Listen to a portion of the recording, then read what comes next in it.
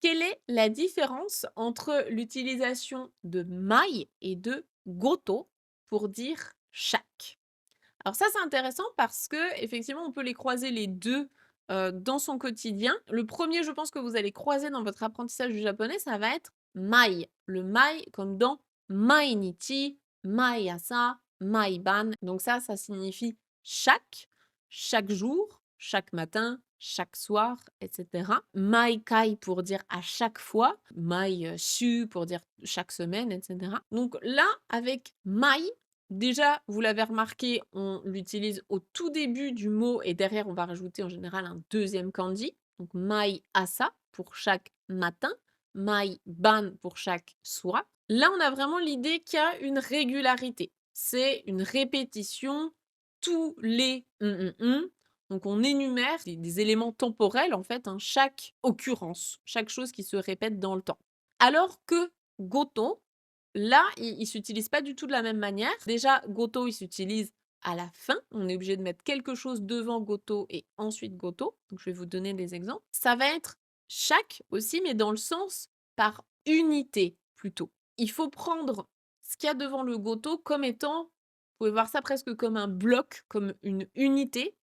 Et à chaque fois que cette unité-là change, et ben du coup, c'est ce goto. Donc c'est tous les en tant qu'unité. Donc vous allez regarder ce truc en tant qu'unité, c'est pas juste une répétition. Donc par exemple, on peut l'utiliser avec sanpeiji goto. Sanpeiji goto ni, donc dans un livre, hein, toutes les 3 pages.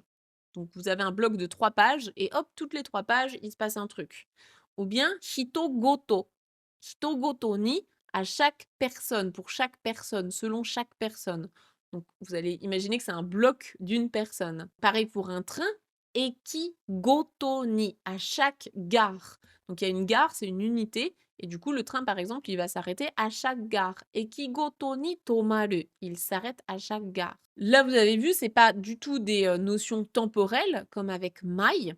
Il peut y avoir aussi des notions temporelles comme par exemple ichijikan pendant 1 heure, ichijikan goto ni, donc toutes les heures, à chaque heure qui passe, mais du coup, vous voyez ça vraiment comme une unité de temps. Une unité, il y a 1 heure qui passe et donc toutes les heures, il y a une alarme, quelque chose. Donc il faut prendre ça vraiment comme des blocs. Par exemple, oui, faire une pause, toutes les 2 heures, hein. Nijikan goto ni kyukei suru, faire une pause, donc tous les blocs de 2 heures, toutes les 2 heures. Ce qui fait que mai et goto, même s'ils se traduisent tous les 2 par chaque, en français, on va peut-être utiliser le même mot. En japonais, ils ont vraiment 2 utilisations distinctes, hein, on ne peut pas les remplacer, ils s'utilisent pas de la même manière, ils sont pas interchangeables et du coup, donc ce que je vous recommande, c'est déjà, d'apprendre mai avec les différentes utilisations. On le voit, hein, dans Objectif Japon, c'est l'une des premières leçons, vous l'avez aussi dans le livre.